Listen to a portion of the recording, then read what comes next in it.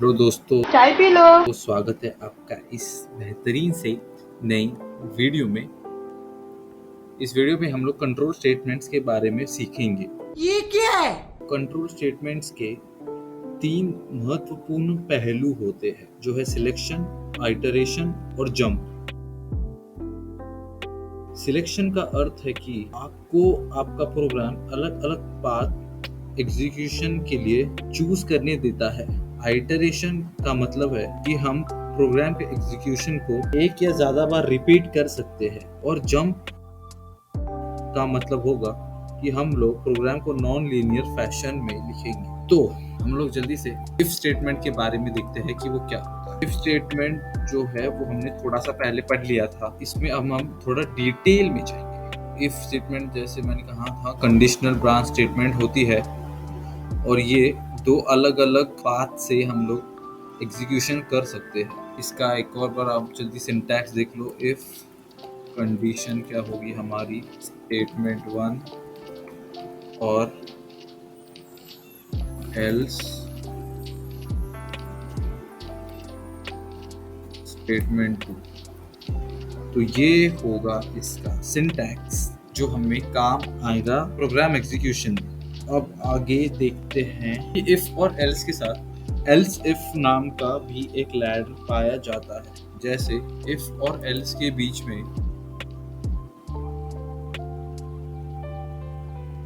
यहाँ पर अगर मैंने लिख दिया एल्स इफ और फिर मेरी कंडीशन और उसकी अगली लाइन पे स्टेटमेंट। अगर हमें ज्यादा कंडीशंस देने हो तो हम एल्स इफ का प्रयोग करेंगे।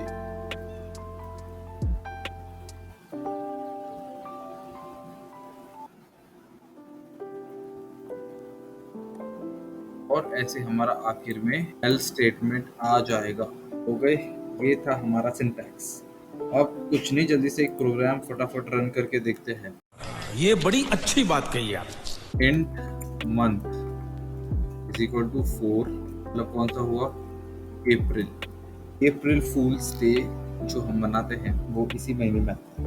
ये तो लेटेस्ट न्यूज़ है। उसके बाद स्ट्रिंग सीजन। देखो, ये बहुत ही अलग टाइप का प्रोग्राम हम लोग यहाँ आपके सामने पेश करेंगे। उसके बाद इफ मंथ 12 और मंथ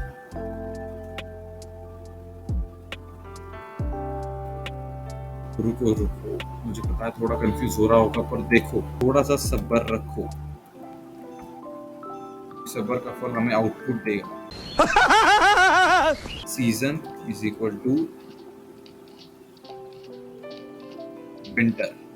ठीक है, अगर ये देखो हमने क्या यहाँ लिखा है, अगर हमारा मंथ 12 है और 1 है और यानी इंग्लिश वाला और, ठीक है, OR। अगर हमारा मंथ 12 है या 1 है या फिर 2 होगा, इन तीनों में से अगर कोई होगा तो हमें सीजन विंटर दिखाई देगा। ये हमारा इस लाइन से कहना चाहता है। इसी तरह अगर हमने एल्स इफ अब जोड़ लिया,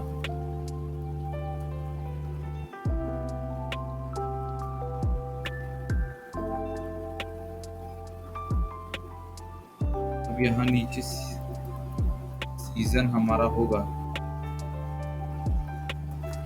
स्प्रिंग। इसे ही हम जल्दी से टाइप करेंगे, सारे मंथ्स को कवर करना है इसलिए।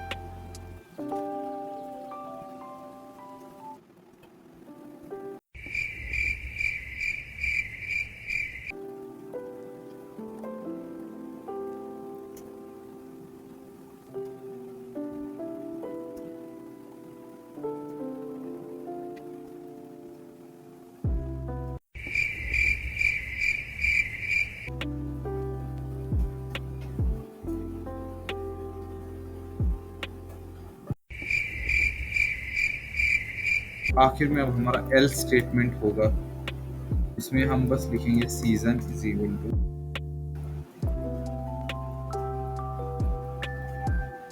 और बस अभी इसे प्रिंट करेंगे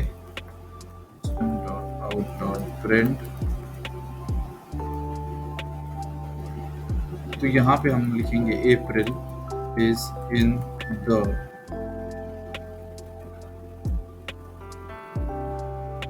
अब इसे प्रिंट करके देखो आप एक बार कैसे हमें आउटपुट मिलेगा। April is in the spring, आया समझ में? हमने पहले ये ऑप्शंस दिए, फिर हमने इसे बताया कि इस ऑप्शंस में से अगर कुछ होगा तो ये प्रिंट करो, या फिर आप ये कर सकते हो, या फिर बोगस मैच ही कर दो। समझे? बोगस मैच कब आएगा एक बार देखो। यहाँ पे मैंने अगर किया 13 मंथ्स नहीं होते, और एक बार देखो April is in the bogus month. तो ये था हमारा इफ एल्स स्टेटमेंट्स के बारे में। अब यहीं पे हमने इफ के बाद तुरंत ही एल्स स्टेटमेंट्स लिखे हैं, तो इसे हम नेस्टेड इफ्स भी कहते हैं। इसका मतलब है कि ऐसा स्टेटमेंट जहां टारगेट इफ स्टेटमेंट का इफ या फिर एल्स ही होता है। ये था हमारे नेस्टेड स्टेटमेंट्स। कुछ समझ नहीं आया लेकिन अच्छा लगा। सिंपली बताया जाए तो एक इफ एल्स के अंदर और हम लोग इफ्स लिख सकते हैं। ओके, इसके बाद देखो काफी इंटरेस्टिंग और काफी लोग इसमें कंफ्यूज हो जाते हैं। स्विच, स्विच क्या होता है? तो उसे जावा का मल्टीवे ब्रांच स्टेटमेंट भी कहते हैं। इसमें हम लोग हमारे प्रोग्राम के अलग अलग पार्ट्स का एग्जीक्यूशन हम लोग एक्सप्रेशन के वैल्यू के बेस के ऊपर कर सकते हैं। ये वैसे इफ एल्स स्टेटमेंट का बेटर अल्टरनेटिव भी माना जाता है। तो इसे हम जल्दी से इम्प्लीमेंट करके देखते हैं, और यहाँ हम लोग एक नई क्लास बनाएंगे ताकि कोई कंफ्यूजन ना हो। और इस क्लास का हम लोग कुछ अच्छा नाम देते हैं, जैसे स्विच। तो सबसे पहले ऐसी हमारी परंपरा प्रतिष्ठा, अनुशासन है, सिंटैक्स लिखेंगे स्विच, फिर एक्सप्रेशन। इसके बाद हम लोग यहाँ केसेस बनाएंगे, स्टेटमेंट सीक्वेंस भी बोलते हैं।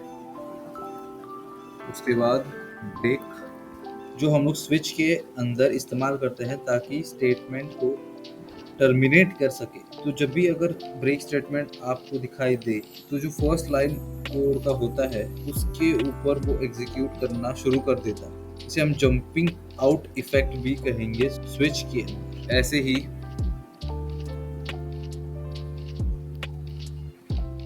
n वैल्यूज तक हम लोग ये ब्रेक यूज कर सकते हैं। फिर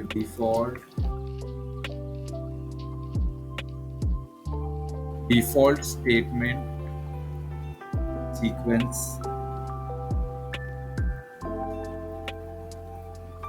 ठीक है। तो ये था हमारा सिंटैक्स, जो यहाँ कोड के माध्यम से हमें थोड़ा दिखाई दे रहा है। जल्दी से बस मल्टी लाइन कमेंट डाल दीजिए ताकि कोई घमासान युद्ध ना हो गया। अब क्या जल्दी प्रोग्राम रन करते हैं, और क्या फॉर लूप का हम इस्तेमाल यहाँ करते हैं।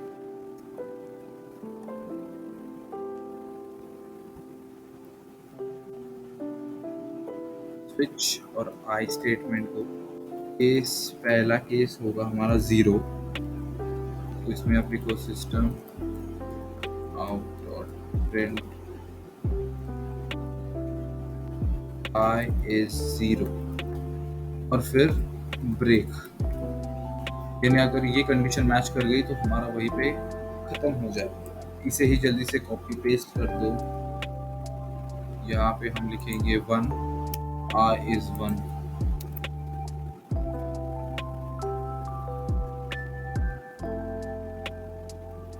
ठीक है।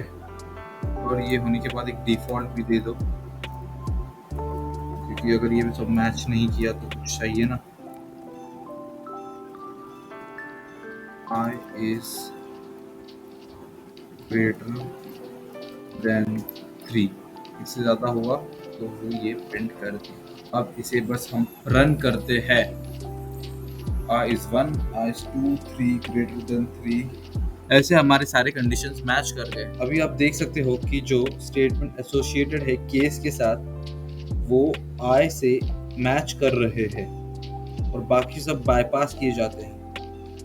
जैसे अगर I is greater than 3 में कोई केस स्टेटमेंट नहीं है, इसलिए वो डिफॉल्ट स्टेटमेंट ही एग्जीक्यूट करता है। और जो ब्रेक स्टेटमेंट है वो वैसे याद रखिए कि ऑप्शनल होता है।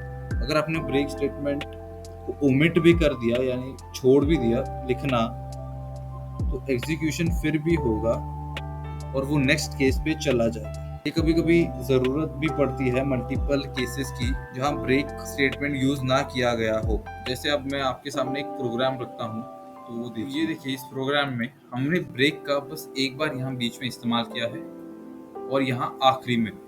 तो इसे एक बार रन करके अगर हमने देखा तो देखो ऐसा आउटपुट आपके सामने हाजिर हो जाएगा। तो मुझे आशा है आपको ये समझ आ चुका होगा। अब ये होने के बाद हम लोग आइटरेशन स्टेटमेंट्स के बारे में देखेंगे। आइटरेशन स्टेटमेंट जावा के होते हैं फॉर, व्हाइल और डू व्हाइल। इन्हें हम कॉमनली लूप्स भी कहते हैं। लूप का ये मतलब है कि हम रिपीटेडली एग्जीक्यूट करेंगे कुछ इंस्ट्रक्शंस को जब तक हमारा वो कंडीशन मीट ना कर जाए। तो हमने फॉर लूप तो पहले देख ही लिया है, इसलिए हम लोग व्हाइल लूप के बारे में अभी सीखेंगे। अब ये कौन है बे? व्हाइल लूप को मोस्ट फंडामेंटल लूप स्टेटमेंट भी कहा जाता है। वो एक स्टेटमेंट रिपीट करते जाएगा तब तक उसकी एक्सप्रेशन ट्रू ना हो जाएगी। तो इसीलिए हम लोग जल्दी एक और क्लास बना देते हैं। इसमें हम लिखेंगे व्हाइल, और सबसे पहले हमारा सिंटैक्स बाबा,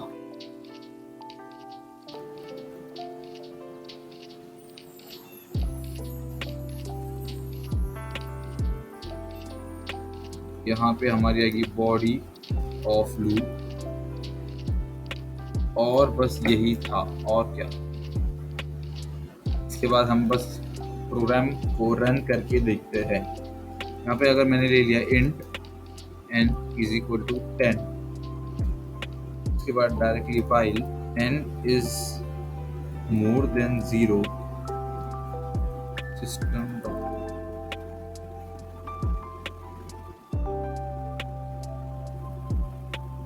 n माइनस। अब देखो इस लूप में हमें कैसे क्या मिलता है। ये देखो, ये पहले तो 1 to 10 हमें टिक दिखाई दे रहा है, और ये तब तक चलेगा जब तक कंडीशन मैच नहीं हो जाती। तो जब तक n मोर देन 0 हमने पहले व्हाइल लूप की कंडीशन दे दी, और n माइनस माइनस यानी वो कम होते होते 1 तक हमें दिखता रहेगा, पर 0 नहीं होगा क्योंकि मोर देन 0 यहाँ लिखा गया है ना। पता है यार, मुझे इजी लग रहा होगा, तुम लोग तो अभी प्रोफेशनल बन ही चुके हो, एकदम प्रो। अब वैसे एक बार मुझे एक क्वेश्चन आया था जो थोड़ा एग्जाम के वक्त डिफिकल्ट लगा था, ये समस्या है, पर आपको भी ये आ सकता है, इसलिए मैं आपको ये समझा देता हूँ कि क्या था। अगर आपको एक सवाल दिया गया जिसमें आपको पूछा है कि मिड पॉइंट ढूंढो किसी दो नंबर्स के बीच में व्हाइल लूप से, तो वो आप कैसे ढूंढोगे। इसलिए इंट i और j, ये हमारे दो नंबर्स होंगे। i की वैल्यू ले ली 100 ले लेते हैं, और j की मैंने अगर ले ली 200, इसका मिड पॉइंट हम कैसे ढूंढेंगे। अरे मुझे चक्कर आने लग गया। अब 150 पता है, पर फिर भी प्रोग्राम से एग्जीक्यूट करना होगा, तो हम इस तरह से करेंगे कि व्हाइल, फिर हमारी कंडीशन होगी increment i, increment of j, और इसके बाद बस हम प्रिंट करेंगे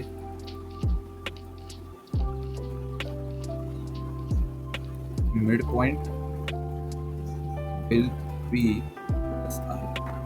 तो इसे रन करके देखो, हमें आंसर मिलेगा। हाँ जी, मिल गया, 150 हमारा मिड पॉइंट है। अब व्हाइल के बाद एक और लूप होता है जिसका नाम है डू व्हाइल लूप। इसका मतलब है कि ये हमेशा एटलीस्ट एक बार तो प्रोग्राम को रन करके देखेगा, क्योंकि इसकी कंडीशनल एक्सप्रेशन लूप के सबसे बॉटम में होगी। मतलब देखो, व्हाइल लूप में क्या होता है कि अगर हमारा कंडीशन ट्रू है तो ही वो एग्जीक्यूट होगा, या फिर नहीं होगा, कंप्लीटली डिनाई कर देगा। पर यहाँ पर भले ही वो शायद फॉल्स ही क्यों ना हो, वो एटलीस्ट एक बार एग्जीक्यूट करके देखेगा, और फिर उसके बाद फॉल्स भी हुआ तो वो एग्जीक्यूट करना बंद कर देगा। तो अब इसका हम लोग एक प्रोग्राम लिख के देखते हैं, एक क्लास बनाते हैं जल्दी से, डू व्हाइल नाम का।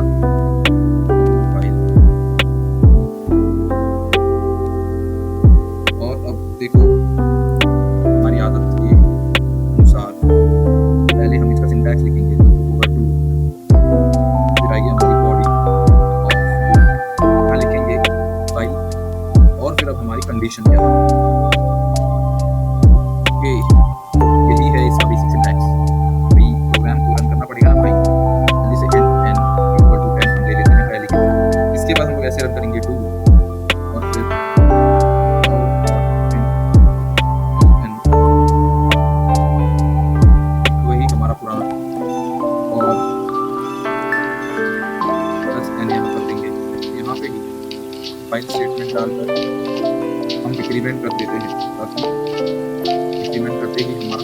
छोटा दिखे, प्रिसाइज दिखेगा। इसे रन करके देखेंगे, ये देखो आ गया आंसर। संतुष्टि आपको प्राप्त होगी। अब मैं आपको एक होमवर्क देने वाला हूँ, ठीक है? बड़ा कमाल का होमवर्क है। देखो आपको क्या करना है कि इन सबको एक ही प्रोग्राम में लिखना है जितने हमने लूप यहाँ पढ़े। तो आपको मैं एक बार इसका आउटपुट यहाँ प्रिंट करके दिखा देता हूँ। ऐसा कुछ प्रोग्राम आपको बनाना पड़ेगा। इसका आउटपुट ऐसे दिखेगा। देखो अगर यहाँ मैंने आउटपुट में चूज वन नंबर 4 टाइप किया तो मुझे यहाँ डू व्हाइल का सिंटैक्स दिखना चाहिए। वैसे ही अगर 5 टाइप किया तो मुझे फॉर लूप का दिखना चाहिए सिंटैक्स, वगैरह वगैरह।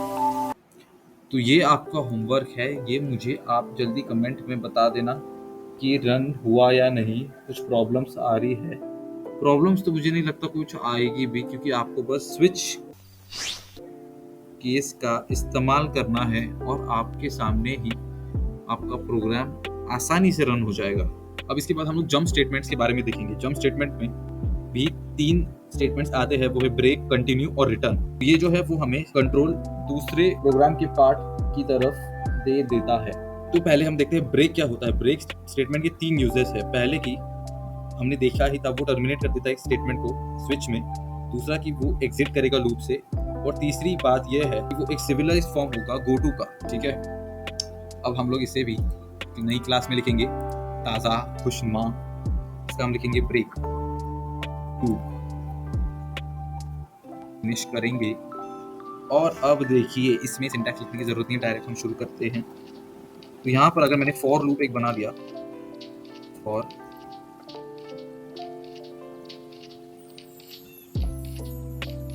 इसके अंदर ही मैंने अगर इफ स्टेटमेंट भी जोड़ा और फिर यहाँ पे लिखते हैं ब्रेक, इसका मतलब है कि terminate the loop when I is equal to 10। I हमारा 10 होगा तो वो टर्मिनेट हो जाएगा। अब इसे प्रिंट करते हैं जल्दी से।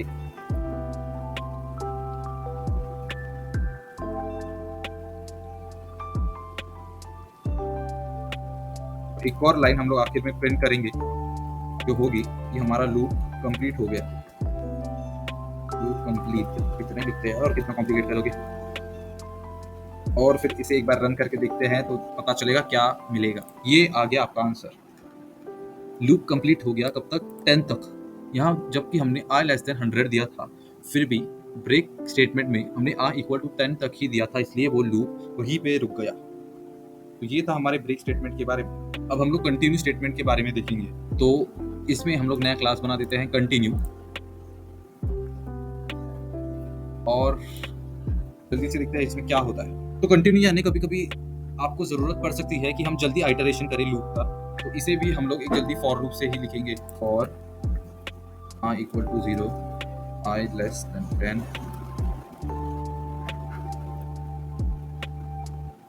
i यहाँ पे वो प्रिंट हो जाएगा। इसके बाद हमारा एक इफ स्टेटमेंट डाल देते हैं जिसमें हम लोग रिमाइंडर निकालेंगे।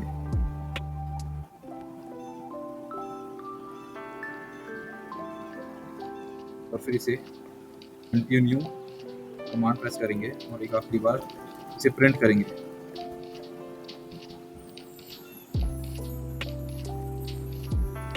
अब देखते हैं हमारा क्या आउटपुट आएगा।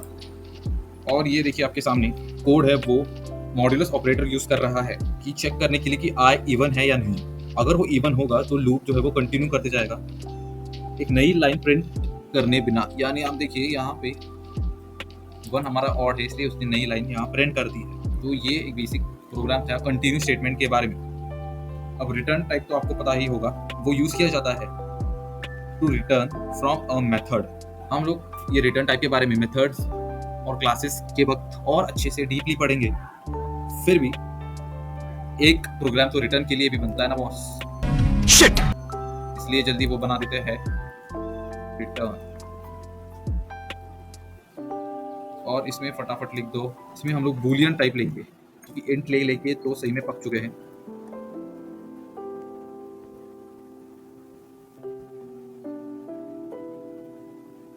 ये हमारा टाइप करेगा कि रिटर्न से पहले क्या था, और अगर मैंने यहाँ लिखा इफ t, तो वो रिटर्न कर देगा, यानी return to the caller print करेंगे।